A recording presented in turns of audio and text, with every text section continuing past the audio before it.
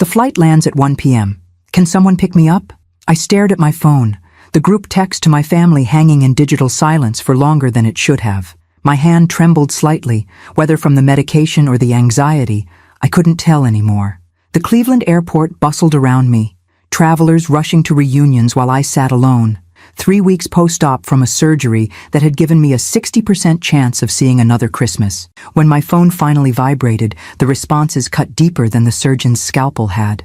"We're too busy today, just call an Uber," wrote Diana, my daughter-in-law of 15 years, the woman whose children I had raised while she climbed the corporate ladder at Meridian Pharmaceuticals. Then my son Philip, my only child. "Why don't you ever plan anything in advance, Mom?" I felt something crack inside me. Not my recently repaired heart, but something far more vital. 23 days ago, I'd kissed my grandchildren goodbye before flying to Cleveland for experimental surgery, telling everyone it was just a minor procedure to spare them worry. I'd faced the possibility of death alone in a strange city, signed waivers acknowledging the risks, and woken up in blinding pain with no family member's hand to hold. And now, I couldn't even get a ride home from the airport. My fingers hovered over the keyboard. I thought about telling them the truth, about the titanium device now keeping my heart chambers from collapsing, about the nights I'd lain awake, listening to the woman in the next hospital bed sob in pain, about the terror of nearly bleeding out on the operating table. Instead, I simply typed, "Okay." That single word, deceptively cheerful with its exclamation mark, concealed a decision forming within me. For 67 years, I had been the supporter, the helper, the one who set aside her own needs. Widowed at 49, I'd poured everything into supporting Philip through law school, babysitting my grandchildren 4 days a week, and even contributing $80,000 toward the down payment on their suburban McMansion. My reward? An Uber suggestion and a reprimand. With hands steadier than they'd been moments before, I opened another text thread, one with Dr. E. Harrison Wells, the renowned cardiologist who had initially consulted on my case before I'd been referred to Cleveland. We'd developed an unexpected friendship during those preliminary appointments. His kind eyes and attentive manner, a stark contrast to the clinical detachment I'd expected from someone of his stature. "Harrison," I typed, using his first name as he'd insisted, though it still felt presumptuous. "I know you're in Switzerland for your son's birthday, but I just landed in Atlanta after my surgery in Cleveland, having some transportation issues. Don't worry, I'll figure something out. Hope the celebration is wonderful." I sent it without expecting a response. He was probably still overseas, enjoying time with his family, not concerning himself with a 67-year-old widow's transportation problems. My phone rang almost immediately. "Pamela?" His deep voice, with that slight Boston accent, was unmistakable. "Where exactly are you in the airport?" I blinked in confusion. "Terminal B, but..." "Stay there. I'm at Terminal C right now. Just flew in from Zurich myself. What a coincidence." "You're here? In Atlanta?" I couldn't keep the disbelief from my voice. "Indeed I am. Edward's birthday celebration ended yesterday, and I caught the overnight flight. I'm actually waiting for my driver now. We can easily pick you up on the way. Do you have checked luggage?" "Just this carry-on," I said, patting the small suitcase containing 3 weeks of hospital existence. "But Harrison, I can't impose..." "Pamela," he interrupted gently, "you've just had major cardiac surgery. The last thing you need is to struggle with rideshare apps and strange drivers. Text me your exact location. Samuel and I will be there in 15 minutes. After we hung up, I sat in stunned silence. Dr.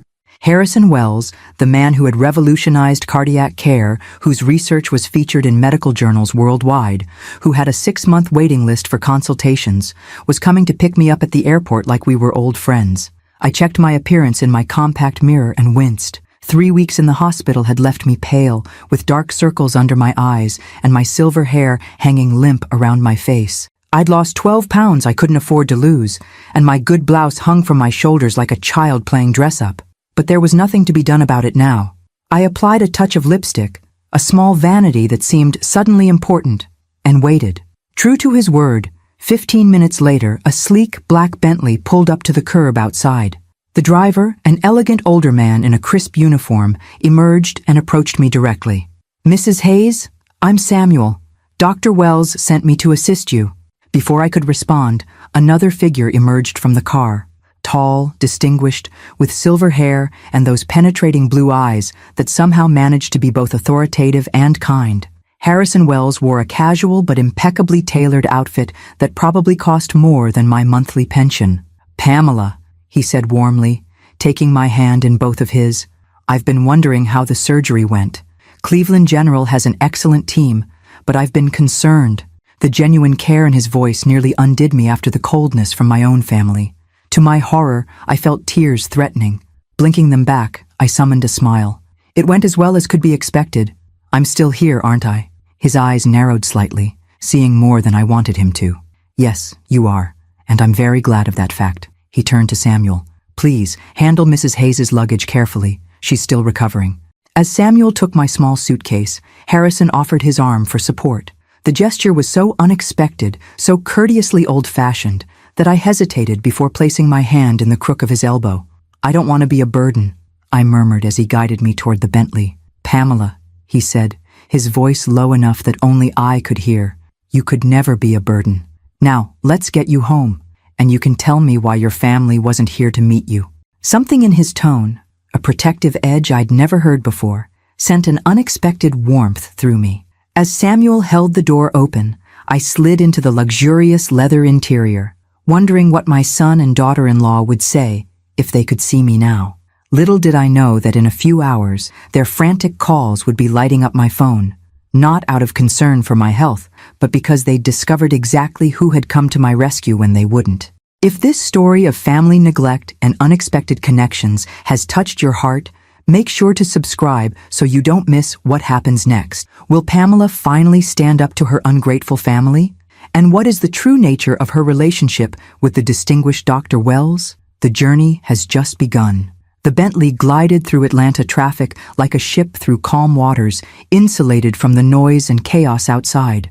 Samuel navigated with the confidence of someone who knew every shortcut and traffic pattern, while Harrison sat beside me in the spacious back seat, a respectful distance between us. "You didn't answer my question," he said gently as we merged onto the highway. "About your family not meeting you." I smoothed an invisible wrinkle from my skirt, buying time.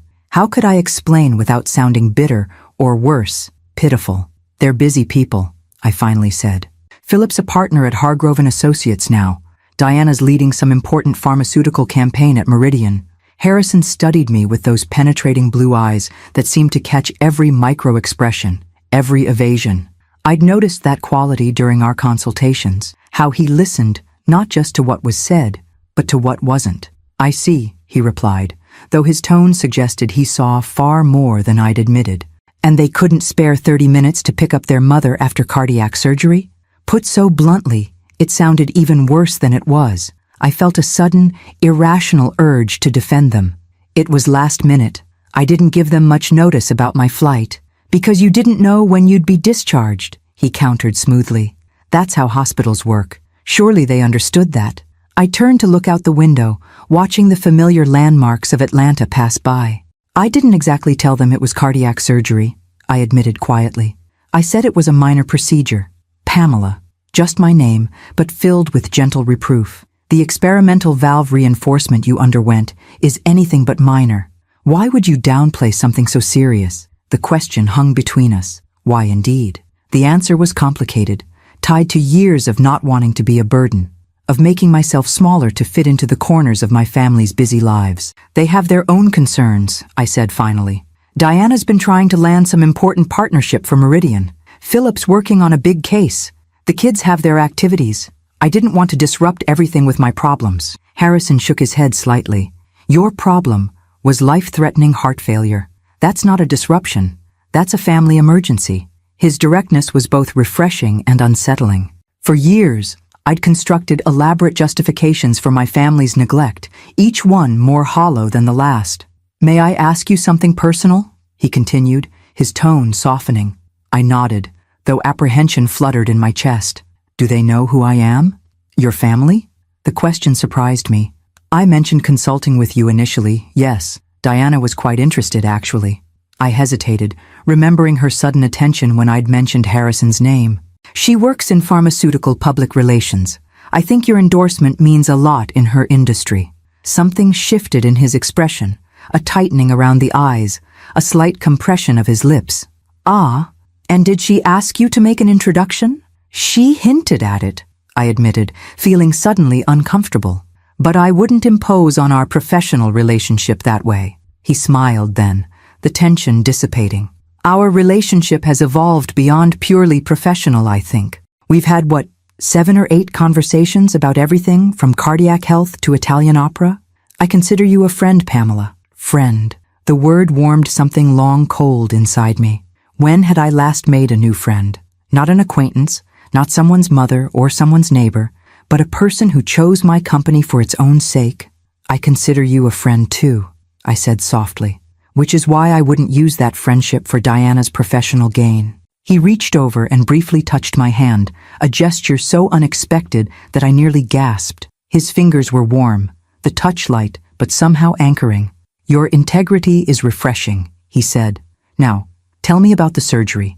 Did Dr. Levinson use the titanium mesh reinforcement or the newer polymer blend?" For the remainder of the drive, we discussed my procedure in detail, Harrison explaining aspects the Cleveland doctors hadn't fully clarified. His ability to make complex medical concepts accessible without condescension was remarkable, another facet of this multidimensional man I was still discovering. As we approached my modest suburban home, I felt a strange reluctance. The thought of returning to my empty house, to the silence and solitude that had been my constant companions since Thomas died 18 years ago, suddenly seemed unbearable after these moments of connection. "Would you like Samuel and me to help you get settled?" Harrison asked, as if sensing my hesitation. "You shouldn't be lifting anything yet, and there may be some things you need from the store." "That's very kind, but I couldn't impose further." "It's not an imposition," he interrupted firmly. "In fact, I insist. Doctor's orders." The authoritative tone made me smile despite myself. "Well, if it's doctor's orders." Samuel pulled into my driveway and immediately came around to open my door, offering his arm with the same courteous formality as his employer. Harrison followed with my suitcase, and together they escorted me to my front door like a royal entourage. Inside, I was acutely aware of how the house might appear to someone like Harrison. My furniture was well maintained but dated, the decor modest and practical, nothing like the elegant sophistication I imagined in his own home. Yet he moved through my space with genuine appreciation, commenting on a watercolor Thomas and I had purchased on our 20th anniversary, asking about a quilted throw my grandmother had made. While Samuel disappeared to the grocery store with a list Harrison had imperiously dictated, "You need proper nutrition for recovery, not whatever convenience foods are in your freezer," the doctor insisted on making tea in my kitchen. "I hope you don't mind," he said, finding cups and saucers with surprising ease. "I find ritual comforting after medical procedures. My mother always believed a proper cup of tea could cure anything short of a severed limb." The normality of watching this distinguished man moving about my kitchen, steeping tea as if we'd done this 100 times before, created an intimacy that made my breath catch. Or perhaps that was just my healing heart, adjusting to new rhythms.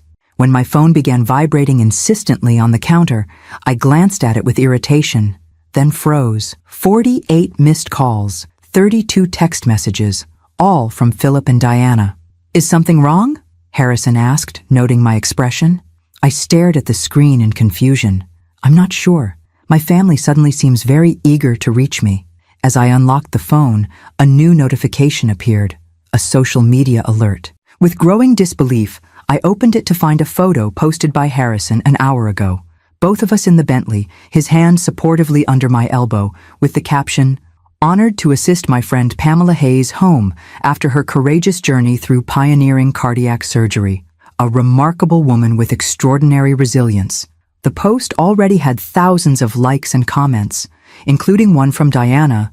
"Dr. Wells, that's my mother-in-law. We've been trying to reach you for months regarding Meridian's Cardio Restore project." I looked up at Harrison, whose expression was impossible to read. "Did you know?" I asked quietly.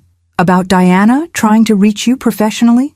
"Let's just say," he replied, setting a perfectly brewed cup of tea before me, "that your daughter-in-law's reputation precedes her, and now it seems she's discovered a connection she never knew existed." His smile contained something I couldn't quite identify. Satisfaction, perhaps, or even mischief. like a chess player who had just executed a particularly elegant move. "Pamela," he said, taking the seat across from me, "I believe your phone will be quite busy for the foreseeable future. Shall we silence it and enjoy our tea?" By evening, the missed calls had doubled. I watched the number climb with a detached curiosity, as if observing a natural phenomenon rather than my family's mounting panic. Harrison and Samuel had departed after ensuring I was comfortably settled, leaving behind a refrigerator stocked with prepared meals, my medications organized in a sophisticated pill dispenser, and a business card with Harrison's private number written on the back in his precise handwriting. "Call any time," he'd said at the door, his eyes holding mine a moment longer than necessary. "Day or night. I mean that, Pamela." The warmth of those words had lingered after his Bentley disappeared down the street. Now, as I sat in my favorite armchair with a light shawl around my shoulders, I finally decided to acknowledge the communication bombardment. I chose to read the texts first. Philip. "Mom, call me immediately."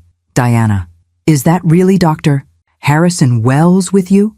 How do you know him?" Philip. "Why aren't you answering your phone? This is important." Diana. "Mom Hayes, please call. We need to talk about your connection to Dr. Wells ASAP."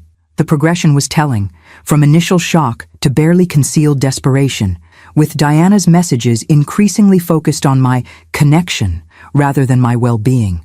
Not a single text asked how I was feeling after the surgery or if I'd gotten home safely. When the doorbell rang, sharp and insistent, I wasn't surprised. The confrontation was inevitable. I just hadn't expected it so soon. I opened the door to find Philip and Diana on my porch, both still in their work clothes, their expressions a study in controlled agitation. Diana's perfectly highlighted hair and immaculate makeup couldn't conceal the calculation behind her eyes, while Philip's forced smile did little to mask his tension. "Mom," he exclaimed with manufactured concern, "we've been trying to reach you for hours. Why didn't you call us back?" "I was resting," I replied simply, stepping aside to let them enter. "Doctor's orders after cardiac surgery." Diana's head snapped up. "Cardiac surgery? You said it was a minor procedure." "Did I?" I moved slowly back to my armchair, leaving them to follow. "Well, it was minor in that I survived it." The sarcasm was unlike me, and Philip noticed immediately. His brow furrowed as he took in the pill dispenser on the coffee table, the medical documents neatly stacked beside it. "Mom, what's really going on? First you downplay some surgery, then you appear on social media with Harrison Wells of all people." I settled into my chair, adjusting my shawl with deliberate calm. "I had experimental cardiac valve reinforcement surgery. There was a 40% chance I wouldn't survive it. Dr. Wells was my initial consulting physician before I was referred to specialists in Cleveland." The blunt disclosure hung in the air. Diana recovered first, sliding onto my sofa with practiced elegance. "Why didn't you tell us it was so serious?" she asked, her voice modulated to convey concern, though her eyes kept darting to the pill dispenser as if it might contain clues about Harrison. "Would it have mattered?" I countered quietly. "You were too busy to pick me up from the airport after knowing I'd had surgery. Would knowing it was high risk have changed anything?" Philip at least had the grace to look ashamed. "Of course it would have. We would have been there if we'd known."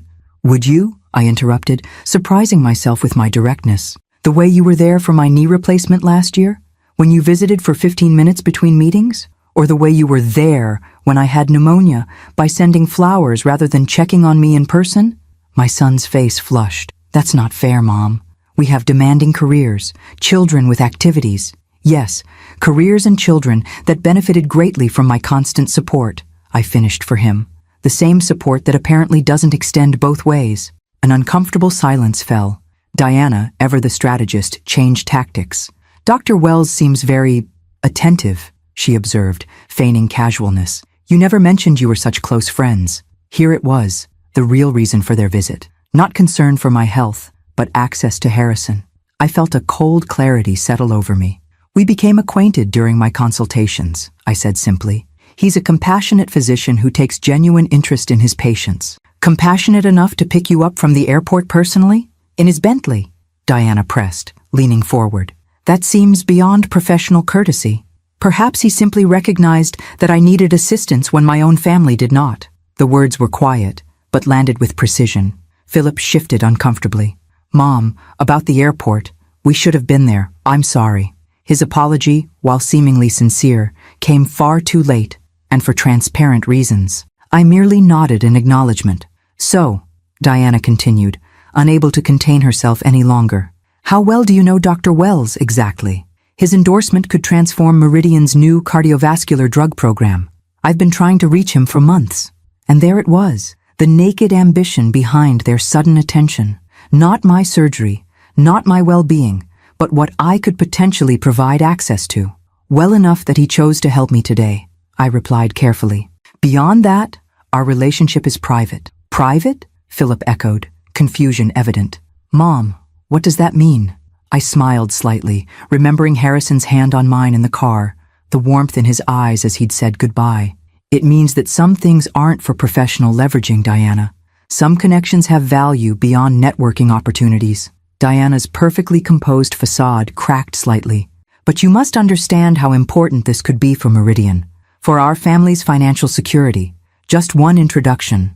I believe Dr. Wells is aware of Meridian's interest, I interrupted, thinking of our conversation in the car. He seems quite informed about pharmaceutical industry matters. Something in my tone must have alerted Diana, because her expression suddenly sharpened. Did you tell him I've been trying to contact him? He asked if my family knew who he was, I said truthfully. I mentioned you worked in pharmaceutical PR and had expressed interest in his endorsement. Diana's face paled. And what did he say? I considered the question, remembering the subtle shift in Harrison's expression. He seemed unsurprised. The atmosphere in the room changed perceptibly. Diana stood abruptly, smoothing her skirt with hands that trembled slightly. We should let you rest, she announced, professional smile back in place. Philip, your mother needs her recovery time. My son looked between us, clearly sensing undercurrents he didn't fully understand. Right, but Mom, we really should talk more about your surgery. Maybe I could come by tomorrow. Before I could respond, my phone chimed with a text notification. I glanced down to see Harrison's name on the screen, checking in on my favorite patient. Dinner tomorrow evening? I know a place that accommodates cardiac diets beautifully. Samuel can collect you at 7. I couldn't prevent the small smile that touched my lips, nor did I miss Diana's laser focus on my reaction. I'm afraid I have plans tomorrow evening, I told Philip, feeling a long dormant flutter of anticipation. Perhaps another time. As they finally departed with promises to check in soon, I watched from my window as they engaged in intense conversation in the driveway, Diana gesticulating emphatically while Philip nodded. Only after their car disappeared did I allow myself to read Harrison's message again, my finger hovering over the response button. Was this merely a doctor checking on a patient? A friend offering support? Or something else entirely? Whatever it was, for the first time in years, I felt like more than just someone's mother or grandmother. I felt like Pamela again, a woman with her own identity, her own possibilities. I typed my reply. I'd be delighted. 7 p.m. works perfectly. I stood before my bedroom mirror, assessing my reflection with critical eyes. The black dress, purchased 3 years ago for a law firm gala I'd attended as Philip's +1 when Diana was out of town, was the most elegant item in my wardrobe. Still, it felt woefully inadequate for dinner with a man who probably owned homes on multiple continents. Was this even a date? The question had plagued me all day. Harrison's invitation could easily be interpreted as a doctor checking on a patient, or a friend offering distraction during recovery. Yet something in his manner, in the way his gaze had lingered when we parted, suggested possibilities I'd long ago filed away as no longer relevant to my life. At 67, with a freshly repaired heart and silver hair I'd stopped coloring 5 years ago, romance seemed an absurd consideration. And yet, the doorbell chimed precisely at 7. I took a steadying breath, applied a final touch of the coral lipstick that Thomas had always said brought out the warmth in my complexion, and made my way to the door. Samuel stood on my porch, impeccable in his uniform. Good evening, Mrs. Hayes. The doctor is waiting in the car. Thank you, Samuel. I retrieved my wrap and small evening purse, locking the door behind me. The Bentley sat in my driveway like an elegant visitor from another world. As Samuel opened the rear door, I caught sight of Harrison inside, dressed in a perfectly tailored dark suit that made my breath catch slightly. Pamela, he said warmly as I slid into the seat beside him. You look absolutely lovely. Thank you, I replied, suddenly self-conscious. though I'm afraid my post-surgery wardrobe options are rather limited. His eyes, that remarkable shade of blue that seemed to shift with the light, took in my appearance with frank appreciation. The dress is perfect. That shade of black brings out the silver in your hair beautifully. Such a specific compliment, not the generic flattery one offers out of politeness. I found myself blushing like a schoolgirl. "How are you feeling?" he continued, as Samuel pulled away from my house. "Any discomfort? Shortness of breath?" "Just the usual post-surgical fatigue," I assured him, "and perhaps some lingering effects from yesterday's family confrontation." Harrison's expression sharpened with interest. "Ah, yes. I imagine my social media post created quite a stir. That's putting it mildly." I studied him carefully. "Was that deliberate? Posting that photo when you did?" A smile played at the corners of his mouth. "Let's just say I've learned that sometimes a strategic revelation can clarify complex situations rather efficiently." "You knew exactly who Diana was, didn't you?" The question had bothered me since yesterday. Harrison was quiet for a moment, looking out at the Atlanta skyline as we approached downtown. "Your daughter-in-law has something of a reputation in pharmaceutical circles," he finally said, "particularly among physicians whose endorsements are actively sought." "What kind of reputation?" I asked, though I suspected I already knew. "The kind that prioritizes connections over content," he replied diplomatically. "Meridian's cardio-restored drug has potential, but their clinical trials have shown mixed results at best. What they need is more research, not more marketing." I processed this information, piecing it together with Diana's desperate attempts to reach him, and her persistent efforts to contact you. 17 emails to my office in the past 4 months, he confirmed. 6 attempted approaches at medical conferences, 2 invitations to speak at Meridian-sponsored events, all declined by my staff. "Yet you never mentioned this when I told you about my family," I noted. His gaze returned to me, surprisingly gentle. "I didn't want to taint your family relationships with my professional judgments. Although," he paused, "I admit I was curious about the connection when you first mentioned your daughter-in-law worked for Meridian. I just didn't anticipate finding Diana Reynolds was your family member." The use of Diana's full name confirmed he'd known exactly who she was all along. A small part of me wondered if his initial interest in me had been influenced by this connection, but I immediately dismissed the thought. Harrison had been kind to me long before learning my family details. The Bentley glided to a stop before a discreet building I didn't recognize. No prominent signage, just an elegant doorman who nodded respectfully as Samuel opened our door. "The Claremont," Harrison explained, offering me his arm. "A private dining club. I think you'll find it comfortable, quiet enough for conversation, excellent food tailored to any dietary needs." The interior was a study in understated luxury, rich wood paneling, subdued lighting from crystal fixtures, and well-spaced tables ensuring privacy. The maitre d' greeted Harrison by name, leading us to a secluded corner table with views of the Atlanta skyline now glittering with evening lights. "Dr. Wells, so wonderful to have you back. Mrs. Hayes, welcome to the Claremont." I noted with interest that no explanation of my relationship to Harrison seemed necessary. Was I assumed to be a patient, a colleague, something else entirely? Once seated, Harrison ordered for both of us with a confidence that should have felt presumptuous, but somehow didn't. A selection of heart-healthy options that still managed to sound delicious, paired with a non-alcoholic sparkling beverage that arrived in champagne flutes. "To new beginnings," he said, raising his glass, "and unexpected connections." I touched my glass to his, studying the distinguished face across from me.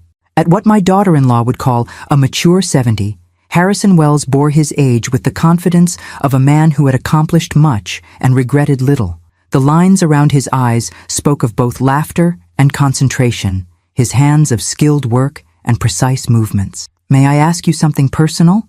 I ventured after we'd begun our first course. "Of course. Why did you respond to my text yesterday? You must have dozens of patients with far more serious conditions than mine." He considered the question thoughtfully. "Do you know what attracted me to cardiology, Pamela?" The apparent non-sequitur caught me off guard. "No, I don't. The heart is remarkable, resilient yet vulnerable, constantly adapting, utterly essential yet often taken for granted." His gaze held mine. "In my 40 years of practice, I've found that people with the strongest hearts, physically speaking, are not always those with the most meaningful lives, and those with damaged hearts often possess the greatest capacity for genuine connection." And which category do I fall into? I asked, my voice softer than intended. You, he replied without hesitation, are that rare case of physical vulnerability and emotional strength coexisting in perfect balance. From our first meeting, I sensed you carried others' burdens without complaint, gave without expectation of return. Yet yesterday, seeing how your family responded to your needs, he paused. Let's just say professional interest evolved into personal concern. I'm not looking for pity, I said quickly. Pity? He looked genuinely surprised. Pamela, what I feel for you is the furthest thing from pity imaginable. The intensity in his eyes made me look away, focusing instead on the glittering city beyond the window. After Thomas died, I'd packed away certain expectations along with his clothes, romance, partnership, the particular joy of being truly seen by another person. To feel those possibilities stirring again was both exhilarating and terrifying. Tell me about your son, I said, deliberately changing the subject. The one whose birthday you attended in Switzerland. If Harrison noticed my deflection, he graciously allowed it, launching into stories about Edward, a humanitarian architect designing sustainable housing in developing countries. As he spoke, I caught glimpses of the father behind the distinguished physician, proud, supportive, deeply invested in his child's happiness without attempting to control his choices. So different from my own relationship with Philip, where my support had always been expected, but rarely acknowledged, my opinion solicited only when convenient. You know, Harrison said as we finished our main course, Edward asked about you when I mentioned I was meeting you for dinner tonight. This surprised me. He asked about me? But he doesn't even know me. Ah, but I may have mentioned you in a few of our conversations over the past months. A hint of self-consciousness crossed his features. He says I speak about you differently than my other patients. Differently how? I asked, heart suddenly beating a little faster, and not due to my cardiac condition. Harrison's phone chimed before he could answer. He glanced at it with an apologetic smile that quickly transformed into a frown. Is something wrong? I asked. Possibly, he replied, his expression concerned. It's from my office, a patient having complications. He hesitated. Pamela, I hate to cut our evening short, but you need to go, I finished for him. Of course, your patients need you. Relief and regret mingled in his expression. Samuel will see you home safely. May I call you tomorrow? I'd like that, I said, surprised by my own boldness. As he rose to leave, Harrison did something unexpected. He leaned down and pressed a gentle kiss to my cheek, his hand lightly touching my shoulder. This evening meant a great deal to me, he said quietly, more than I can properly express with a medical emergency waiting. But we'll continue our conversation very soon. After he departed, I sat momentarily stunned, my fingertips touching the spot where his lips had brushed my skin. Samuel appeared discreetly at my side a few minutes later. Dr. Wells asked me to ensure you enjoy dessert before taking you home, Mrs. Hayes. He specifically recommended the crème brûlée. It's heart-healthy, apparently. I smiled at this small, thoughtful detail, Harrison making sure I didn't feel abandoned despite his necessary departure. As I savored the delicate dessert, my phone chimed with a text notification. Expecting Harrison, I was surprised to see Diana's name instead. Just heard Dr. Wells had to leave Claremont for emergency. Didn't know you were dining there tonight. We need to talk about your relationship with him. It's crucial for Meridian's future. Breakfast tomorrow? I set the phone down slowly. Appetite suddenly diminished. How had Diana known where I was dining? Who had told her about Harrison's departure?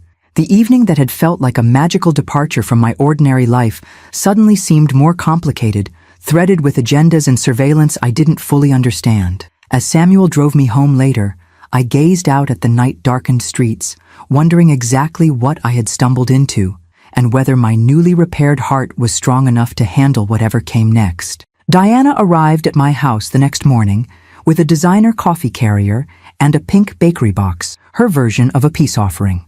Her Meridian Pharmaceuticals identification badge still hung around her neck, suggesting this visit was sandwiched between professional obligations rather than a priority in itself. Cranberry orange scones, she announced, setting the box on my kitchen counter. Your favorite. I accepted the coffee she handed me. Decaf.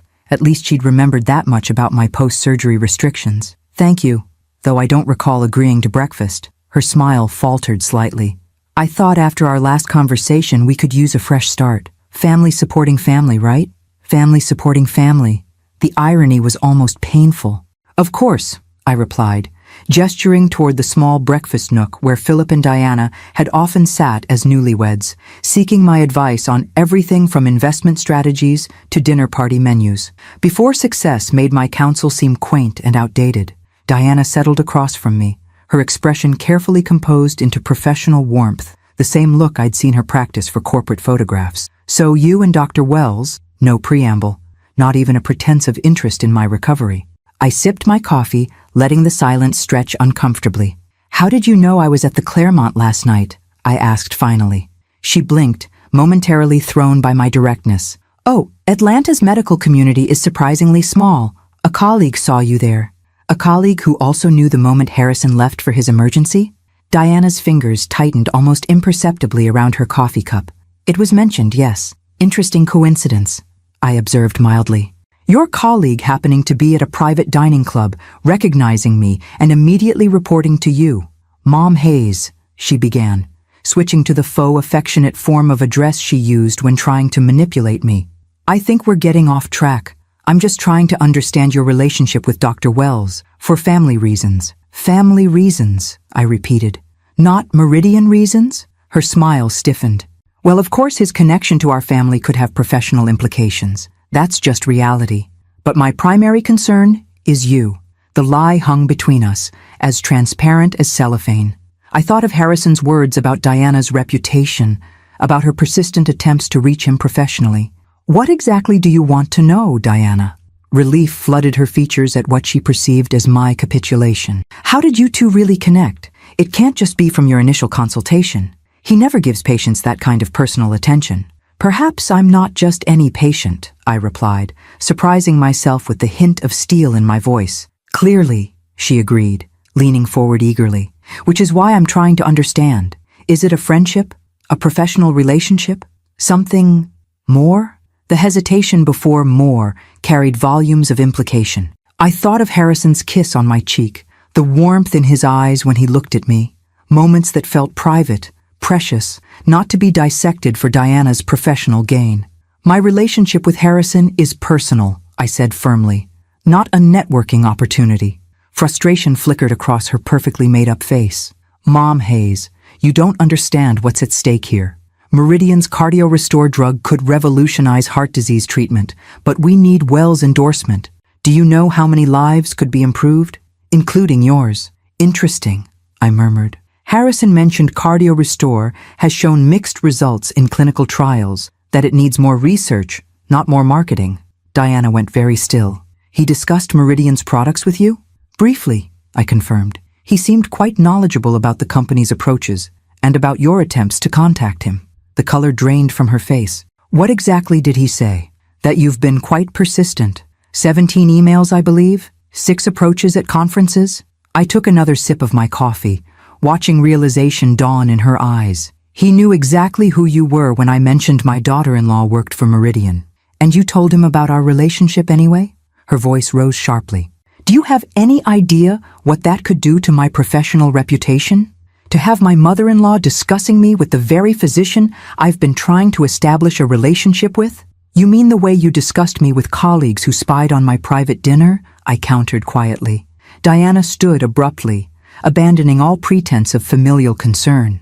This isn't just about me. Philip's law firm handles significant portions of Meridian's legal work. Our family's financial security is tied to my success there.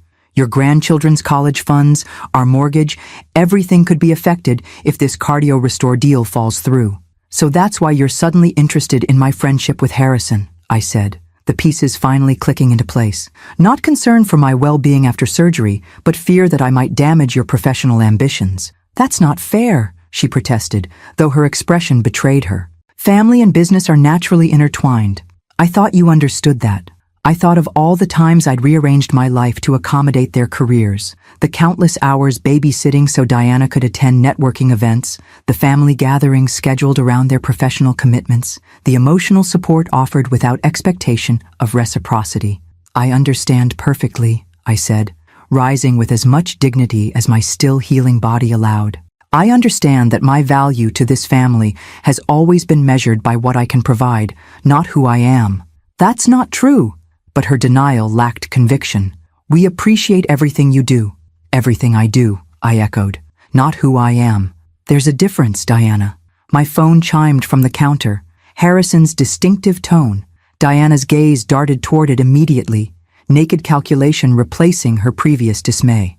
"You should answer that," she said, professional smile back in place. "And perhaps mention that we were just having a lovely family breakfast? That I was checking on your recovery?" The transparent attempt at damage control might have been amusing if it weren't so sad. I moved to retrieve my phone, glancing at the message. "Good morning, Pamela. Apologies again for our interrupted evening.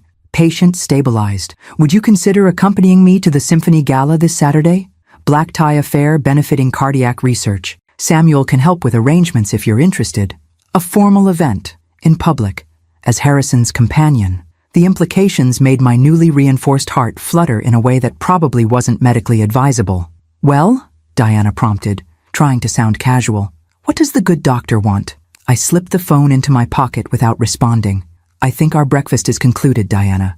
Please give my love to Philip and the children." Her expression hardened. "So that's how it's going to be? You'll prioritize some new relationship over your family's needs?" "No," I corrected her gently. "I'm finally prioritizing my needs alongside my family's. It's an adjustment for all of us, I imagine." After she left, bakery box abandoned, coffee barely touched, I stood in my kitchen feeling strangely light despite the confrontation. For decades, I'd measured my worth by what I could give to others, particularly my family. The possibility of choosing something for myself, of exploring a connection that existed outside those well-worn channels of obligation, felt simultaneously terrifying and exhilarating. I reread Harrison's message, then typed my reply. "I would be delighted to attend.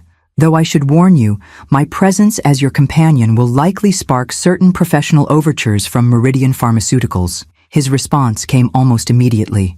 "I'm counting on it. Some situations benefit from direct confrontation in the proper setting. Besides, I'm rather looking forward to seeing you in formal attire. You were stunning in simple black. I can only imagine what you might choose for a gala." I felt a blush warm my cheeks, ridiculous at my age. Another text followed quickly. "Samuel will arrange for suitable options to be delivered for your selection. Unless you'd prefer to shop yourself? Either way, the expense is handled. Consider it part of your cardiac rehabilitation program. Doctor's orders." I laughed aloud at his audacity, then sobered as I realized the implications. Saturday's gala would make whatever was developing between Harrison and me publicly visible. Diana would undoubtedly be there representing Meridian. The pharmaceutical world would note Harrison Wells arriving with an unknown woman, a woman connected to Diana Reynolds, who had been unsuccessfully pursuing his professional attention for months. I was stepping onto a stage I hadn't chosen, becoming a player in a drama whose full script I didn't possess. Yet despite the uncertainty, I felt more alive than I had in years. My finger hovered over the keyboard momentarily before I typed, "I'll accept Samuel's assistance with attire options. But Harrison, I need to understand, is this invitation personal or strategic?" His reply made my breath catch. "Both, but the personal far outweighs the strategic. The gala merely provides a convenient setting for addressing several matters simultaneously. Most importantly, the pleasure of your company." As I set the phone down, I caught my reflection in the kitchen window, cheeks flushed, eyes bright, looking years younger than the woman who had flown to Cleveland for surgery just weeks ago. Whatever game was being played between Harrison and Meridian, I was no longer merely a pawn. I was becoming a queen on this chessboard, with moves and power all my own. And Saturday night would be my opening gambit. The stakes are rising as Pamela discovers she's caught between pharmaceutical power plays and unexpected romance. Will the Symphony Gala bring confrontation or connection? And what are Harrison's true intentions toward both Pamela and Meridian? Comment where you're watching from, and subscribe now to see what happens next in this thrilling story of late-life empowerment. "Too matronly," I murmured, turning away from my reflection in the full-length mirror. The navy blue gown with its conservative neckline and elbow-length sleeves made me look exactly what I was, a 67-year-old grandmother dressing appropriately for her age. Samuel, seated patiently in the corner of my bedroom, nodded in agreement. "Perhaps the next option, Mrs. Hayes?" When Harrison had mentioned suitable options, I'd envisioned a few dresses delivered for my consideration. Instead, Samuel had arrived with what appeared to be an entire boutique's worth of evening wear, a professional stylist named Margot, and a makeup artist introduced simply as Inez. Dr. Wells was quite specific about ensuring you had adequate choices, Samuel had explained, his British understatement somehow making the extravagance seem perfectly reasonable. Now, stepping out of the rejected navy gown, I allowed Margot to help me into the next selection, an emerald green silk that caught the light with subtle shimmer. "This," Margot declared with professional confidence, "is the one." I turned toward the mirror and barely recognized the woman staring back. The dress wasn't revealing in the conventional sense, no plunging neckline or daring slits, but its sophisticated cut and rich color transformed my silver hair from merely aging to striking, the draping fabric skimming over my post-surgery frame with elegant forgiveness. "The color brings out your eyes," Inez observed, approaching with her formidable array of makeup brushes. "We'll keep the makeup classic, but with definition. You have remarkable bone structure." "At my age, that's a polite way of saying I've lost facial fat," I replied dryly. Inez smiled. "At your age, Mrs. Hayes, it's a genetic blessing many younger women would envy.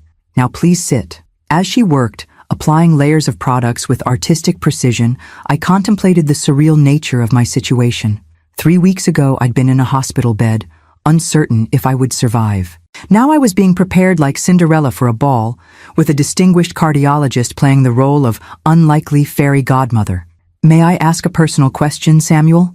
I ventured as Inez focused on my eye makeup. "Of course, Mrs. Hayes." His tone remained professionally neutral. "Has Dr. Wells ever sent you to assist other patients this way?" A barely perceptible pause. "Dr. Wells has always shown exceptional concern for his patients' comfort." "That doesn't quite answer my question," I noted. This time, Samuel's hesitation was more pronounced. "Dr. Wells values his privacy, as I'm sure you understand."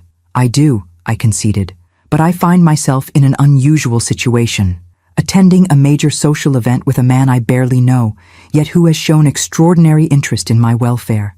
It's natural to wonder where I stand." Samuel's expression softened slightly. "Without violating confidences, Mrs. Hayes, I can say that in 15 years of service, I have never seen the doctor take such a personal interest in a patient's well-being. Nor have I been dispatched with a styling team and specific instructions about ensuring someone feels, as he put it, as extraordinary as she truly is." The simple statement warmed me more than any flowery declaration could have.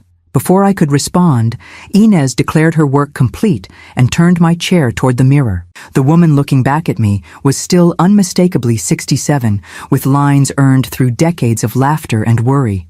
But she was also undeniably elegant, her silver hair swept into a sophisticated updo, her makeup enhancing rather than masking her features. "One final touch," Margot said, approaching with a velvet box. Dr. Wells selected these himself. Inside lay a pair of teardrop emerald earrings, simple yet unmistakably valuable, suspended from delicate platinum settings. "I couldn't possibly," I began.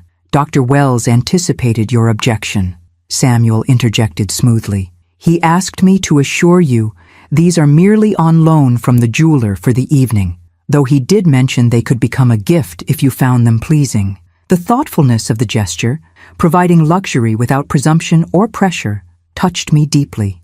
Harrison had somehow intuited both my discomfort with extravagance and my desire to feel beautiful again after weeks of medical indignities. When the doorbell rang precisely at 7, I felt a flutter of nerves that had nothing to do with my cardiac condition. Samuel excused himself to answer while Margot made final adjustments to my dress. "Remember," she instructed, "small steps in these heels. Shoulders back, chin slightly lifted. You are not apologizing for occupying space, Mrs. Hayes. You are claiming it, claiming space." After decades of making myself smaller to accommodate others, the concept felt revolutionary. I descended my modest staircase to find Harrison waiting in my living room, resplendent in a perfectly tailored tuxedo that made him look like he'd stepped from the pages of a luxury magazine. When he turned and saw me, the expression that crossed his face, a mixture of appreciation and something deeper, more personal, made every minute of the afternoon's preparations worthwhile. "Pamela," he said softly, approaching to take both my hands in his, "you look absolutely breathtaking." "The team you sent worked minor miracles," I demurred. "No," he corrected gently. They merely enhanced what was already there. His gaze held mine with an intensity that made my carefully applied makeup feel suddenly warm. The emeralds were the right choice. They bring out the remarkable green in your eyes. They're beautiful, I acknowledged, though far too generous for a simple loan. A smile played at the corners of his mouth. We'll discuss their status later. For now, he offered his arm with old-world courtesy. Shall we make our entrance? The symphony hall gleamed with light as we approached, its neoclassical columns illuminated against the night sky. A red carpet stretched from the curb to the entrance, flanked by photographers documenting the arrival of Atlanta's elite. I felt a moment of panic at the prospect of such visibility. "Harrison?" I murmured as Samuel opened the car door. "I'm not accustomed to this level of exposure." He covered my hand with his, warm and reassuring. "Just look at me if it becomes overwhelming. We'll walk straight through. You don't need to pose or speak to anyone." But as we emerged from the Bentley, a ripple of recognition passed through the waiting photographers. Flashbulbs erupted immediately. "Dr. Wells, over here! Doctor, who's your companion tonight?" Harrison guided me forward with a protective hand at the small of my back, acknowledging the cameras with practiced ease while maintaining our steady progress toward the entrance. The confidence of his movements steadied me, allowing me to walk with the dignity Margot had coached rather than the deer-in-headlights panic I felt. Just before we reached the doors, Harrison paused and turned slightly, positioning us for what I realized was a deliberate photograph. His arm slipped around my waist in a gesture that was unmistakably more than professional, his smile warm and genuine as he looked down at me. "Forgive the theatrics," he murmured, his lips close to my ear. "Sometimes a picture truly is worth 1,000 words." Inside, the grand foyer buzzed with Atlanta's social and business elite in formal attire, champagne flutes glinting under crystal chandeliers. Harrison guided me through the crowd with practiced ease, stopping occasionally to exchange greetings with colleagues who eyed me with undisguised curiosity. He introduced me simply as Pamela Hayes, my guest this evening, offering no explanation of our connection. The ambiguity clearly intrigued his acquaintances, whose speculative glances followed us as we moved through the room. "Everyone is wondering who I am," I observed quietly. "Let them wonder," he replied, a hint of mischief in his eyes. "Curiosity is good for the soul." "And for your reputation? Arriving with an unknown woman of a certain age?" His expression sobered. "Pamela, my reputation is built on 40 years of medical excellence, not social appearances. Besides," he paused, his gaze sweeping the room before returning to me with surprising intensity. "I'm rather enjoying watching Atlanta society try to categorize what they're seeing between us." "And what exactly are they seeing?" I asked, suddenly bold. Before he could answer, a voice cut through our moment of connection. "Dr. Wells, what an unexpected pleasure." Diana stood before us, resplendent in a designer gown that probably cost more than my monthly pension, her professional smile firmly in place. Beside her, Philip looked uncomfortable in his tuxedo, his expression caught between embarrassment and calculation as he looked between Harrison and me. "Mrs. Reynolds," Harrison replied with perfect courtesy, though I noted he used Diana's formal name rather than any warmer greeting. "Mr. Hayes, good evening. Dr. Wells, we had no idea you'd be attending with family," Diana continued smoothly, emphasizing the last word while extending her hand. What a delightful surprise. As Harrison took her hand briefly, I caught the flash of triumph in Diana's eyes. She had achieved in this moment what months of professional pursuit had failed to deliver: direct contact with Harrison Wells, with the added leverage of family connection. What she couldn't possibly know was how thoroughly Harrison had anticipated this very encounter, and how completely the evening was about to upend everyone's expectations, including perhaps my own. "Actually," Harrison replied smoothly, his hand finding the small of my back with subtle possessiveness, "I'm not here with family. I'm here with my date." The word hung in the air between us. Date. Simple, unambiguous, and utterly shocking to Diana, whose professional smile faltered visibly. "Your date?" she repeated, eyes darting between us as if trying to solve a particularly complex equation. "Yes," Harrison confirmed, his tone pleasantly conversational despite the small bomb he'd just detonated. "Pamela and I have been getting to know each other over the past weeks. When I learned she was recovering from cardiac surgery, It seemed the perfect opportunity to invite her to an event benefiting heart research. Philip stared at me, as if I'd suddenly sprouted wings. "Mom, you never mentioned you were dating Dr. Wells." "There are many things I don't mention, Philip," I replied, finding unexpected confidence in Harrison's steady presence beside me, my personal life being foremost among them. Diana recovered quickly, her PR training reasserting itself. "Well, this is simply wonderful. Family connections becoming personal connections." She turned her megawatt smile on Harrison. "Dr. Wells, I've been hoping for an opportunity to discuss Meridian's Cardio Restore program with you. Perhaps we could—" "Mrs. Reynolds," Harrison interrupted with impeccable politeness, "I make it a policy not to discuss business at charitable events. I'm sure you understand." "Of course," Diana backpedaled smoothly. "Though as family now—" "We're not family, Mrs. Reynolds," Harrison corrected, his tone remaining pleasant but taking on a subtle edge. "I am enjoying a personal relationship with Pamela.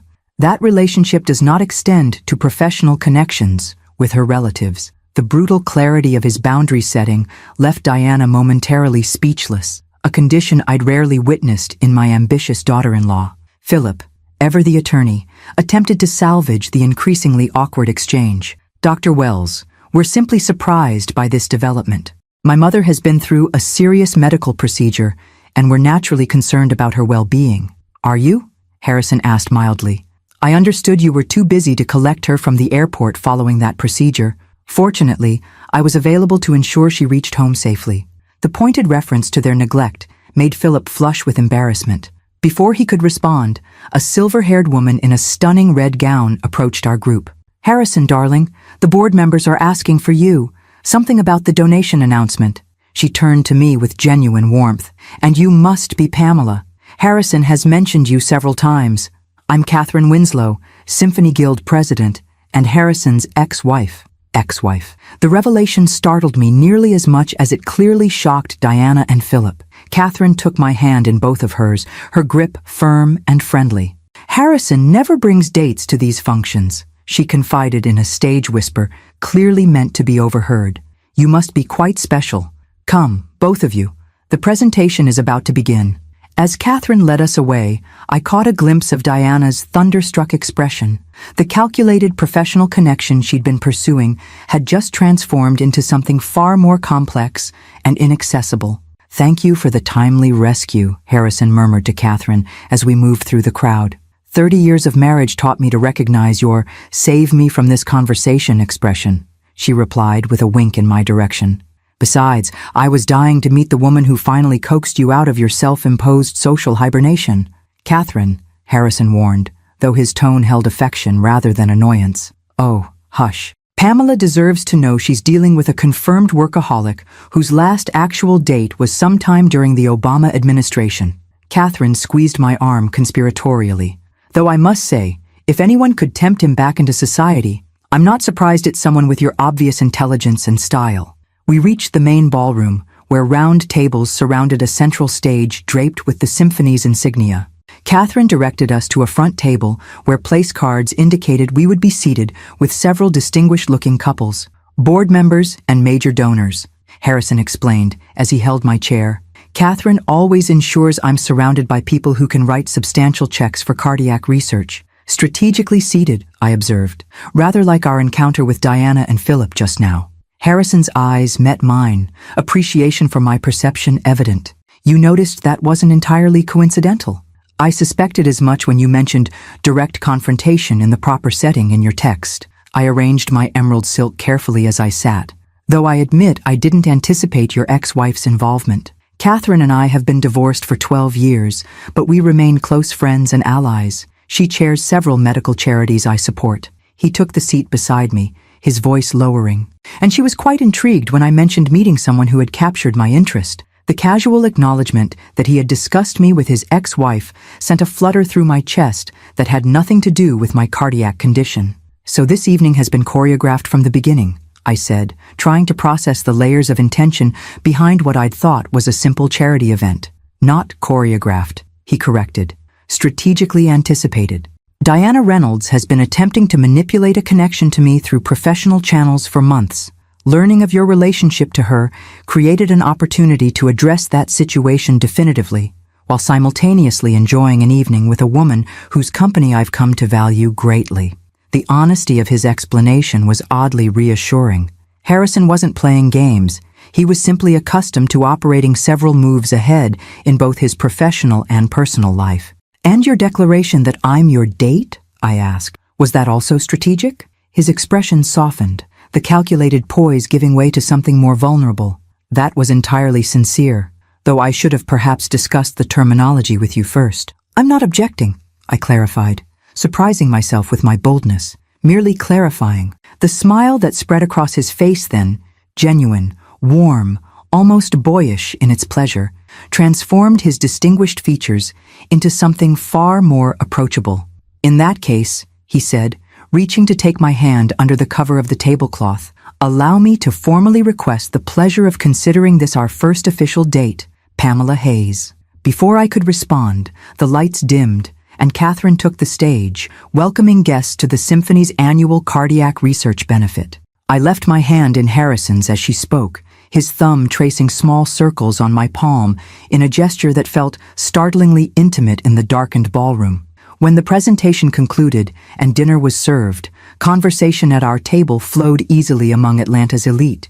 To my surprise, I found myself not an awkward outsider, but welcomed into discussions about arts funding, medical research, and even global politics. Harrison frequently drew me into conversations, valuing my opinions in a way that made me realize how long it had been since anyone had truly listened to my thoughts on matters beyond family logistics. Between courses, I excused myself to visit the ladies' room. As I was refreshing my lipstick at the marble vanity, Diana appeared beside me, her expression carefully composed. "Quite an evening you're having," she observed, reapplying her own makeup with practiced precision. "Dr. Wells seems quite attentive." "Yes," I agreed simply, offering nothing more. "Mom Hayes," she began, switching to the familiar address she used when attempting to establish connection. "I hope you understand the position this puts us in professionally. My relationship with Meridian is complicated, and having my mother-in-law dating a key industry influencer creates certain expectations." I turned to face her directly. "Diana, let me be very clear. My personal life is not a networking opportunity. Harrison has already established his boundaries regarding your professional interests. I suggest you respect them." She blinked, clearly unused to such direct opposition from me. "I'm just trying to navigate a delicate situation. Surely you can understand that." "What I understand," I replied, maintaining eye contact, "is that for years, my value to this family has been measured by what I could provide. Childcare, financial support, emotional labor. Now that I've developed a connection that exists entirely outside those parameters, your primary concern is how to leverage it for your benefit." Color rose in her cheeks. "That's unfair. We care about you." "Do you?" I interrupted gently. "When was the last time you asked about my recovery, my pain levels, my medication schedule? When was the last time you visited just to see how I was feeling rather than to discuss Harrison?" Her silence was answer enough. "I'm not angry, Diana," I continued, softening my tone. "I'm just finally recognizing patterns I've enabled for too long. Whatever develops between Harrison and me is separate from my relationship with you and Philip. I hope you can respect that distinction." As I turned to leave, Diana's voice stopped me, smaller and more genuine than I'd heard in years. "He really likes you, doesn't he? It's not just, you're older, less polished, not the type of woman you'd expect to see with someone like him?" I supplied, without rancor. She had the grace to look embarrassed. "I didn't mean—" "Yes, you did, and it's all right." I adjusted my emerald earring, remembering Harrison's appreciative gaze earlier. Sometimes the most valuable things aren't obvious at first glance. In medicine, in business, and in relationships. I returned to the table to find Harrison in conversation with the symphony conductor about cardiac rhythms and musical time signatures, a discussion so perfectly aligned with both their interests that I couldn't help but smile. He looked up as I approached, his expression brightening in a way that made my heart flutter in defiance of all cardiac wisdom. As he rose to hold my chair, his hand brushed mine with deliberate intent. "Everything all right?" he murmured. "Better than all right," I replied, realizing with sudden clarity that it was true. "I think I'm finally learning to claim my space, The symphony's performance washed over me in waves of sound and emotion. Tchaikovsky's Romeo and Juliet, with its soaring themes of love battling against all odds. I'd attended concerts with Thomas in this very hall years ago, but tonight the music resonated differently, vibrating with new possibilities I'd long ago filed away as no longer relevant to my life. Harrison sat beside me, his profile noble in the dim light, one hand resting lightly on the armrest between us. Occasionally his fingers would brush mine, not by accident, I was certain, but with deliberate intent. Each small contact sent awareness shimmering through me, a sensation both exhilarating and terrifying at 67. When the final crescendo faded and the hall erupted in applause, he leaned close, his breath warm against my ear. The reception continues in the grand atrium. There will be dancing. Would you care to join, or would that be too taxing after your surgery? My cardiologist cleared me for light exercise, I replied with newfound boldness. I believe a waltz qualifies. His smile, private, intimate, meant only for me, crinkled the corners of his eyes in a way that made him look younger and more approachable. Then may I have the honor of this dance, Pamela Hayes? The grand atrium had been transformed during the concert, its marble floors cleared for dancing, a small orchestra positioned on a raised platform at one end. Crystal chandeliers cast a golden glow over elegantly dressed couples, already beginning to sway to a Strauss waltz. Harrison led me to the edge of the dance floor, his hand warm and secure at the small of my back. It's been some time since I've done this, he confessed. Medical conferences rarely feature ballroom dancing. It's been even longer for me, I admitted. Not since Thomas's retirement party, and that was nearly 20 years ago. Then we shall be rusty together. He turned to face me, one hand extended in formal invitation. Shall we? As his arm slipped around my waist and my hand settled on his shoulder, the years fell away. Our bodies found the rhythm with surprising ease, muscle memory engaging, despite the decades since either of us had properly danced. Harrison led with quiet confidence, guiding me through the swirling couples with the same precision he likely brought to the operating room. You're quite good at this, I observed, as he executed a perfect turn that made my emerald silk flare elegantly. As are you, he countered, another hidden talent to discover. At my age, most talents are well established rather than hidden, I replied. His arm tightened slightly around my waist. I disagree. I suspect you have depths yet unplumbed, Pamela. Capabilities and passions you've set aside for far too long. The directness of his gaze made me glance away, suddenly aware of other couples watching us with undisguised curiosity. We're attracting attention. Good, he said simply. Let them see. See what exactly? A distinguished cardiac surgeon dancing with a beautiful woman who happens to be recovering from groundbreaking cardiac surgery. A medical success story and a personal delight, all in one elegant package. The compliment, delivered with such matter-of-fact confidence, warmed me more than effusive flattery could have. Harrison spoke of my beauty not as something surprising despite my age, but as a self-evident truth requiring no qualification or explanation. As we circled the floor, I caught sight of Philip and Diana standing at the edge of the atrium. My son's expression was troubled, confused, as if witnessing something that challenged his fundamental understanding of the world. Diana's face was more complex, calculation and reevaluation clearly warring with lingering traces of disbelief. Your family seems rather disturbed by our dancing, Harrison noted, following my gaze. Particularly your daughter-in-law. Diana is reassessing her strategic position, I replied. She's realizing that her carefully constructed professional approach has been outmaneuvered by forces she didn't anticipate. Such as a genuine connection between two people that has nothing to do with pharmaceutical endorsements or career advancement. Harrison's eyes crinkled with appreciation. You understand the game board quite clearly. I've been watching from the sidelines for years, I said. Just because I wasn't playing doesn't mean I wasn't learning the rules. The music shifted to a slower tempo, and Harrison drew me slightly closer, still maintaining perfect propriety, but creating a more intimate space between us. And now that you've entered the game, I'm discovering I enjoy it more than I expected, I admitted. His thumb traced small circles where his hand rested at my waist, a gesture hidden from observers but electrifying in its intimacy.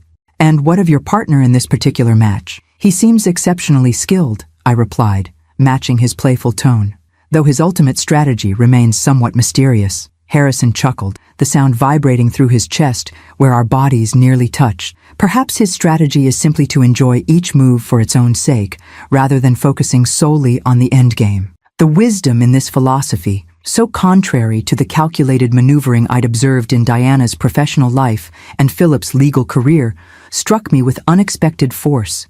How long had it been since I'd truly lived in the moment, experiencing joy without calculating its cost or anticipating its end? As the dance concluded, Harrison kept hold of my hand, leading me toward the terrace doors. Some fresh air, perhaps? The spring evening is quite mild.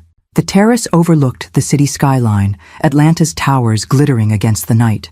Only a few other guests had ventured outside, giving us relative privacy as we strolled to the stone balustrade. "You're trembling," Harrison observed, immediately removing his jacket and placing it around my shoulders. The garment carried his scent, subtle cologne, fine wool, and something uniquely him that I couldn't name but found inexplicably comforting. "Just a slight chill," I lied. In truth, I was trembling from the evening's emotional intensity, the public declaration of our connection, the confrontation with Diana, the intimacy of dancing after so many years of solitude. Harrison studied me with the careful assessment of a physician. "Perhaps we should call it an evening. Your recovery is still progressing, and I wouldn't want to overtax you." "No," I said quickly, surprising myself with my vehemence. "I'm fine, truly." His expression softened. "Nevertheless, a physician knows when to end treatment before the patient experiences adverse effects. We've accomplished what we set out to do this evening." "Which was?" I prompted. "To establish certain truths publicly," he replied. "That you and I have a personal connection independent of professional considerations. That your daughter-in-law's attempts to leverage family relationships for business advantage are unwelcome. And most importantly," he paused, his gaze holding mine with unexpected vulnerability, "that a distinguished widow and a workaholic surgeon might find unexpected companionship in their so-called twilight years." The phrase "so-called" wasn't lost on me. His subtle rejection of the notion that our age somehow diminished the significance of what was developing between us. "If we leave now," I ventured, "what happens next?" "Samuel drives you home," he said simply. "I ensure you arrive safely to your door. We say goodnight with the mutual understanding that this evening was the beginning of something, not its conclusion. And tomorrow?" His smile was gentle. "Tomorrow I call to check on my favorite cardiac patient. Perhaps we discuss dinner later in the week, in a less formal setting. We continue learning about each other, one conversation at a time." The simplicity of his proposed path forward, neither rushing nor stalling, just steady progression, calmed my anxieties. This wasn't a reckless plunge into romance, but neither was it a tepid friendship cloaked in plausible deniability. It was honest, direct, and refreshingly clear in its intentions. "I'd like that," I said softly.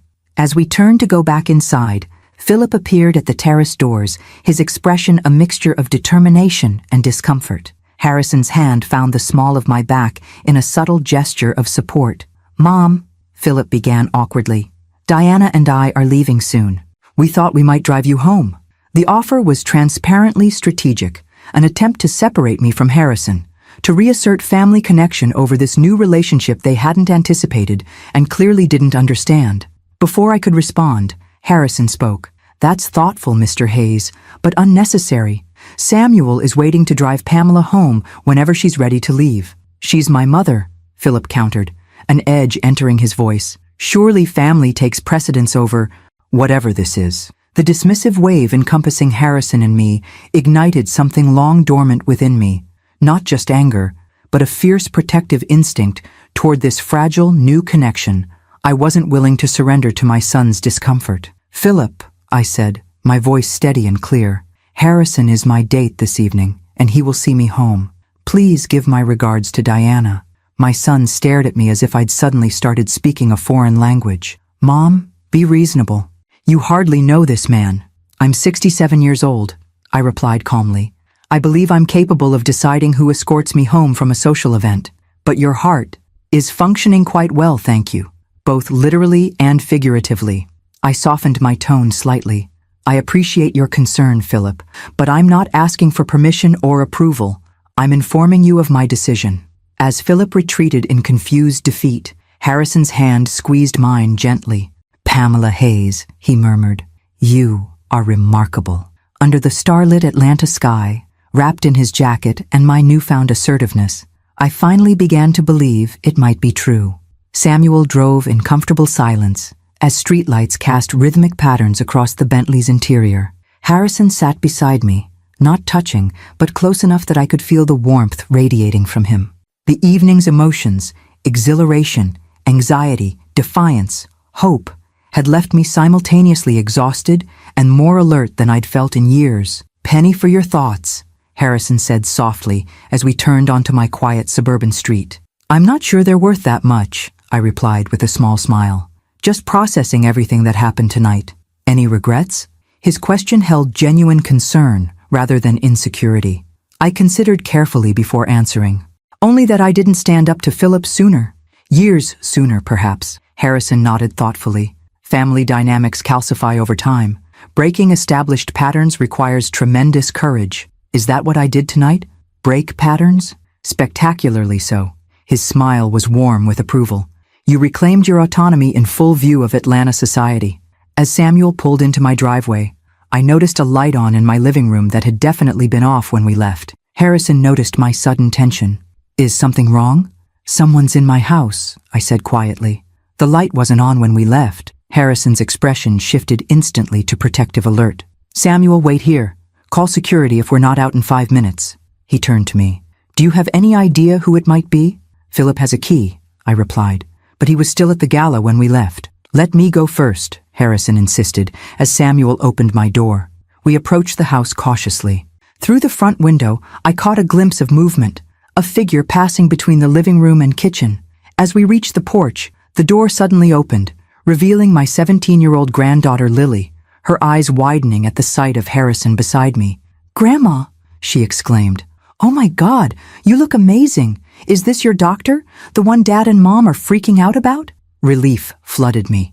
"Lily, what are you doing here, sweetheart?" She glanced between us with undisguised curiosity. "Mom texted that you were at some fancy gala with a famous doctor. I wanted to see for myself." Her gaze appraised Harrison with the brutal honesty of youth. "Wow, good choice, Grandma." Despite the tension of the moment, I couldn't help laughing. "Lily, this is Dr. Harrison Wells. Harrison, my granddaughter Lily."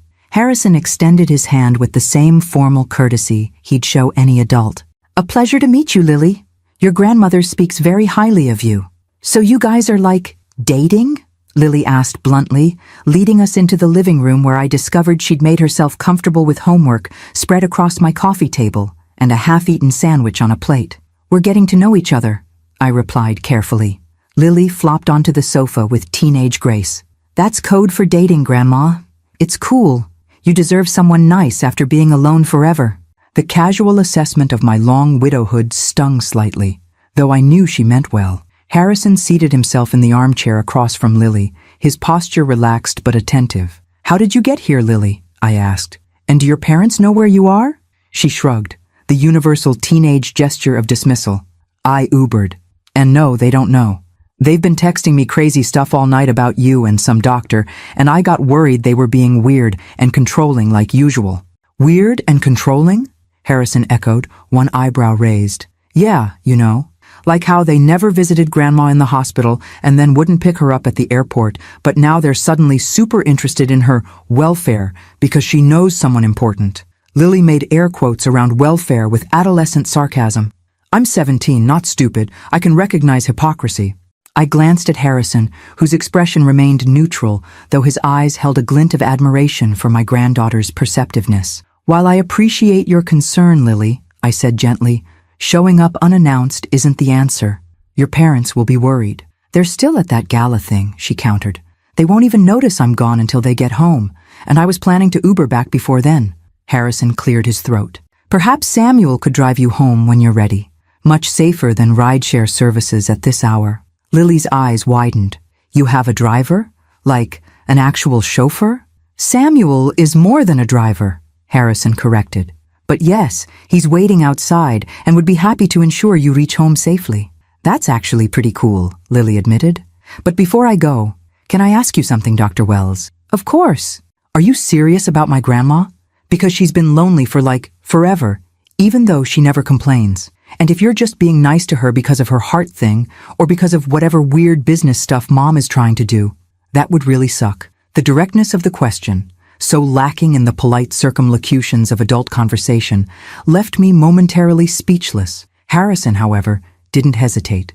I'm entirely serious about my interest in your grandmother, he replied with matching directness. Her medical condition brought us together initially, but our connection has nothing to do with her heart thing, as you put it, nor with your mother's professional ambitions. Lily studied him with the intense scrutiny only teenagers can muster. Okay, but just so you know, if you hurt her, I know people who can hack your medical files and give you a fake diagnosis of something embarrassing. Lily! I gasped. Harrison chuckled. A creative threat. Fortunately, I have no intention of giving you cause to implement it. He rose smoothly. Now, I'll ask Samuel to prepare the car while you gather your things. Pamela, may I have a word in private? We stepped onto the front porch, the spring night wrapping around us with cricket songs and the scent of neighboring jasmine. Your granddaughter is remarkable, Harrison observed. Perceptive, protective, and refreshingly direct. She's always been her own person, I agreed, much to her mother's dismay. She clearly adores you.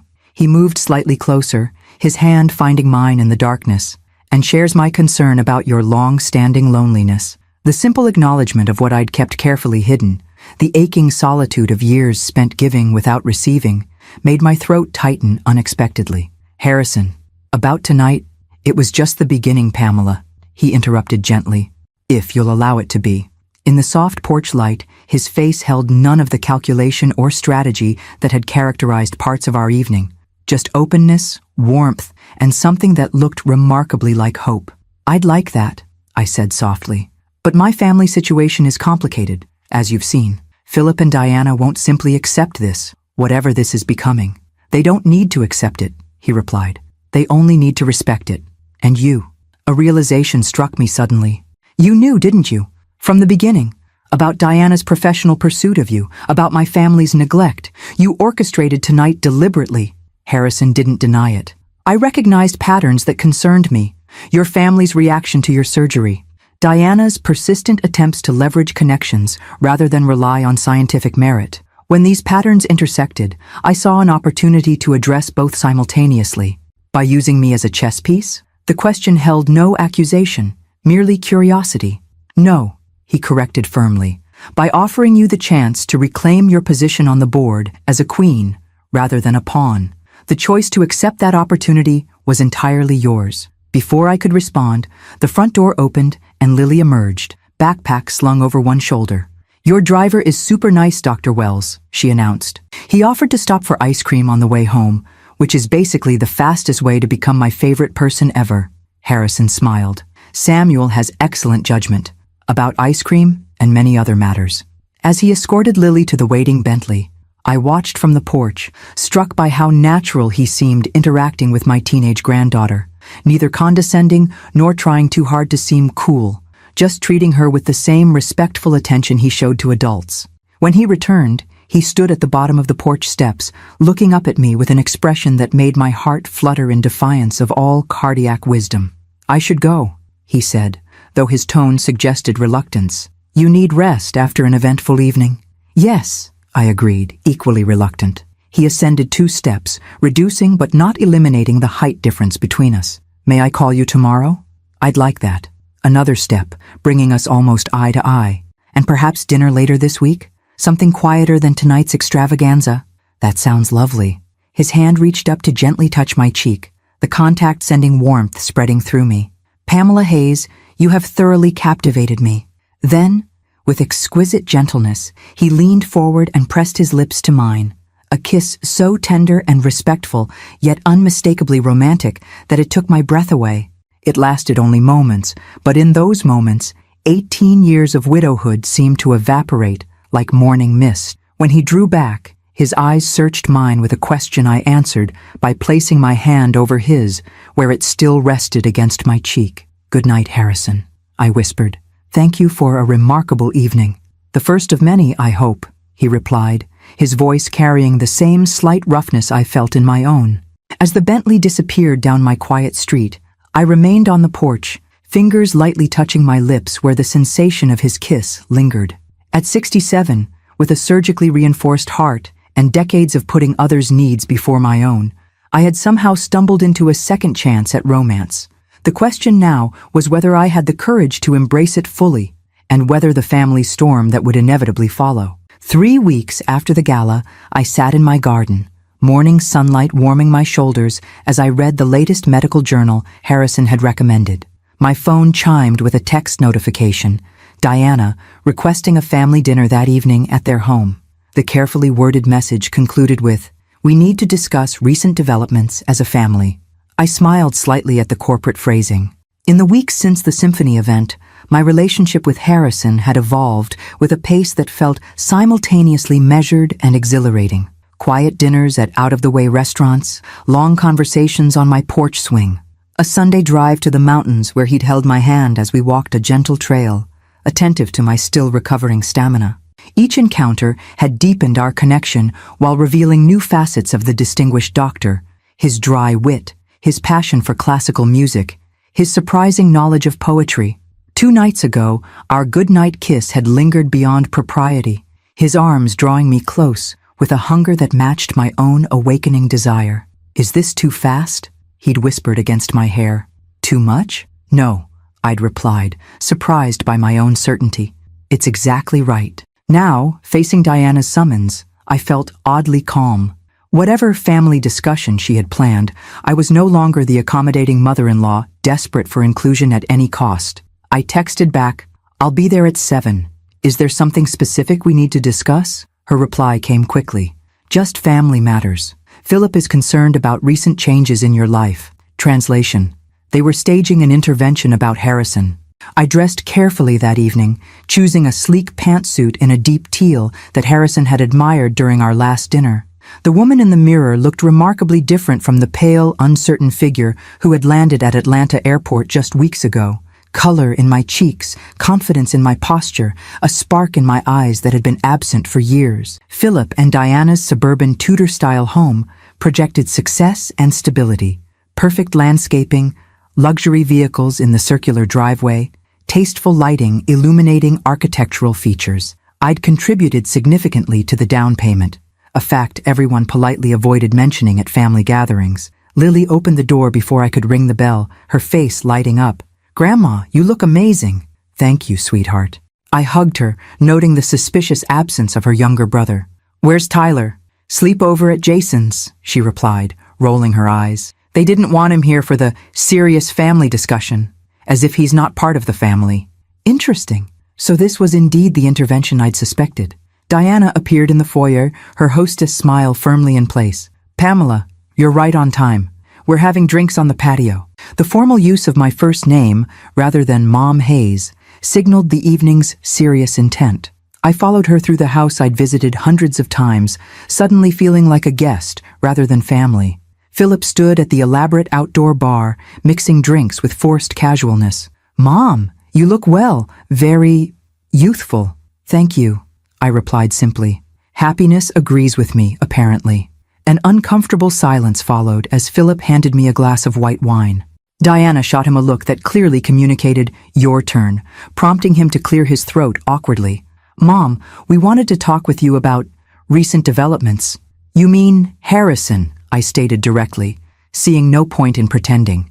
"Yes." Philip seemed relieved at my directness. "We're concerned about how quickly this relationship is progressing. You barely know him." "Actually, I know him quite well," I corrected gently. "We've spent considerable time together over the past weeks." "That's exactly our point," Diana interjected, professional smile still in place though tension showed around her eyes. "It's all happening so fast, right after your surgery when you're emotionally vulnerable. We're worried he might be taking advantage." Lily, who had been silently observing from a nearby chair, made a disgusted sound. "Oh my God, Mom. Grandma's not some confused old lady being scammed. Dr. Wells is literally famous in the medical world." "Lily, the adults are talking," Diana replied sharply.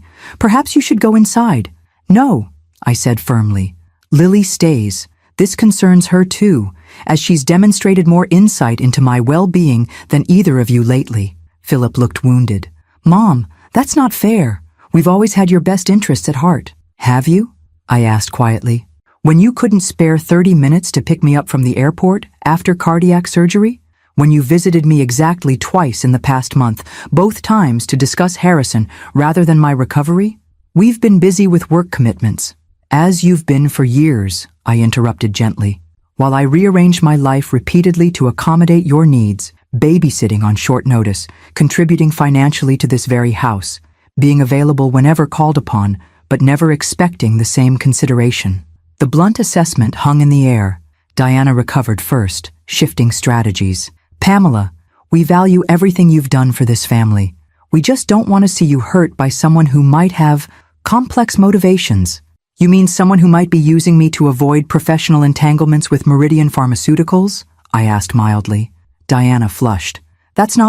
It's exactly what you're implying, I continued. Because you can't imagine Harrison being genuinely interested in me for myself. You assume he must have ulterior motives. It hasn't occurred to you that perhaps he values qualities beyond youth and professional utility. Philip set his drink down harder than necessary. Mom, be reasonable. He's a world-famous physician with incredible influence. I'm what, Philip? I asked when he hesitated. Old, unaccomplished, unworthy of genuine interest from someone distinguished? I didn't say that. You didn't have to. It's been implied in every concerned comment, every surprised glance, every attempt to protect me from a relationship you find implausible. Lily moved to sit beside me, her teenage solidarity unexpectedly touching. Grandma has been alone since Grandpa died. Like my entire life. Why can't you just be happy she found someone nice? Diana's expression softened slightly at her daughter's question. Lily, adult relationships are complicated. Sometimes people have agendas that aren't immediately obvious, like trying to use your mother-in-law's new boyfriend for business connections, Lily countered with teenage bluntness. Lily, Diana gasped. What? It's true. I heard you telling Dad that if Grandma would just leverage her relationship properly, it could open doors at Meridian that have been closed for months. Lily's air quotes perfectly mimicked her mother's speech patterns. Philip looked mortified. That was a private conversation. In the kitchen, during breakfast, Lily pointed out. Not exactly classified information. I felt a curious calm despite the uncomfortable revelations. Philip, Diana, I understand your concerns, both personal and professional, but I need to be very clear. My relationship with Harrison is not subject to family approval or strategic planning. It's private, it's genuine, and it's bringing me joy after many years of loneliness. But Mom, I'm not finished, I continued, my voice gentle but firm. For decades, I've structured my life around supporting this family. I've been available whenever needed, generous with my time and resources, uncomplaining when that support wasn't reciprocated. That pattern stops now. Diana's professional composure cracked slightly. What exactly does that mean? It means I'm reclaiming my autonomy, my time, my choices. I met their gazes steadily, including my choice to pursue a relationship with Harrison without justification or apology. And if we're concerned about that choice, Philip asked, his lawyer's instinct for negotiation surfacing, you're entitled to your concerns. You're not entitled to manage my life based on them. I softened my tone. I will always love you both. You're my family. But love doesn't require submission to control disguised as concern. The silence that followed felt weightier than any that had preceded it. Diana stared into her untouched wine. Philip shifted uncomfortably. Lily watched with undisguised admiration. Finally, Philip spoke, his voice strained. We just don't want to lose you, Mom. The vulnerability in his tone, so rare from my achievement-oriented son, touched me deeply. Oh, Philip, you're not losing me. You're just meeting a version of me you haven't had to deal with before. The version that stands up for herself, Lily supplied helpfully. Precisely. I reached for Philip's hand. I've spent 18 years defining myself as Thomas's widow, your mother, the children's grandmother. I'm discovering there's more to me than those roles, and it's terrifying and exhilarating in equal measure. Something in my words seemed to reach Diana, whose carefully maintained facade softened into something more genuine. I never really considered how lonely you must have been, she admitted quietly. All these years, I buried it beneath busyness, I acknowledged. Being needed by all of you gave purpose to my days, But Harrison has reminded me that I'm not just a supporting character in other people's stories. I deserve a narrative of my own. And Dr. Wells is part of that narrative now? Diana asked, professional assessment clearly running beneath the personal question. Yes, I stated simply, though not in the way that might benefit Meridian Pharmaceuticals. Diana had the grace to look embarrassed. About that, we don't need to discuss it further, I interrupted gently. Your professional ambitions are your concern. My relationship with Harrison is mine. Those boundaries need to be respected moving forward. As if summoned by our conversation, my phone chimed with Harrison's distinctive tone. I glanced at the screen to see his message. Thinking of you this evening. Call when you're free? A smile touched my lips involuntarily, bringing curious looks from my family. Him? Philip asked. Yes. I made no move to hide the screen or apologize for the interruption. Lily broke the tension with teenage pragmatism. So are we actually having dinner, or was this just scheduled for the intervention? Because I'm starving. Diana sighed, momentarily abandoned her perfect hostess persona. There's lasagna keeping warm in the oven. I suppose we should eat. As we moved inside, Philip hung back, touching my arm to delay me. Mom, I need to ask, are you happy? Really happy? The question, asked without agenda or judgment for perhaps the first time in years, deserved complete honesty. Yes, I said simply. For the first time since your father died, I remember what it feels like to be fully alive, to be seen for myself, not just for what I can provide. His expression shifted through several emotions before settling on something resembling acceptance. Then I guess I need to get used to having Dr. Harrison Wells at family dinners. That would be nice, I replied, though not required. Harrison and I are creating our own path, which may or may not always intersect with family obligations. That's going to take some getting used to, he admitted. For all of us, I agreed. Change usually does. Later that evening, as Samuel drove me home, I called Harrison as promised. His voice, warm and intimate through the phone, created an immediate connection, despite the physical distance. How was the family dinner? He asked. Illuminating, I replied. They staged a concerned intervention about us. He chuckled, the sound sending pleasant shivers through me. And how did that go for them?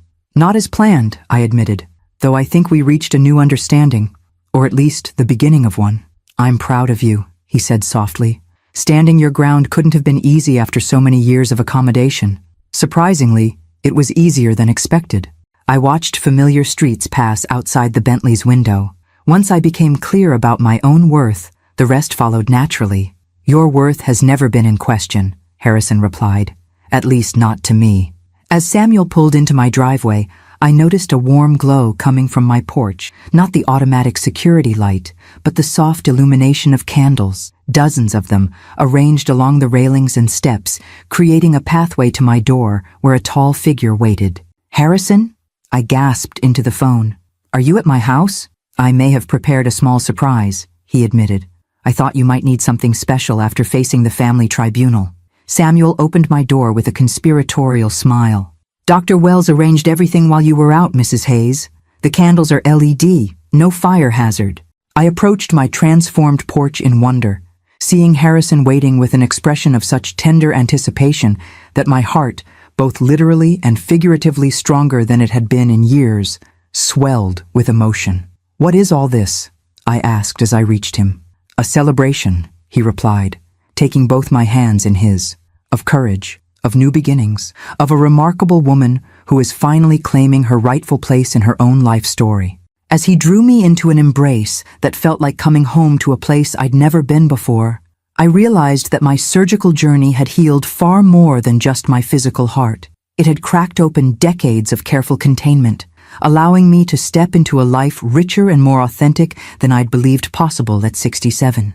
The diagnosis that had terrified me had become, unexpectedly, the prescription for my rebirth. Pamela's journey from neglected mother-in-law to empowered woman comes full circle as she finally claims her right to happiness on her own terms. Thank you for following this story of late-life transformation, romance, and the courage to start anew when society expects you to fade into the background. If you've enjoyed this journey of heart, both literal and metaphorical, please subscribe, activate notifications, and share your thoughts in the comments below.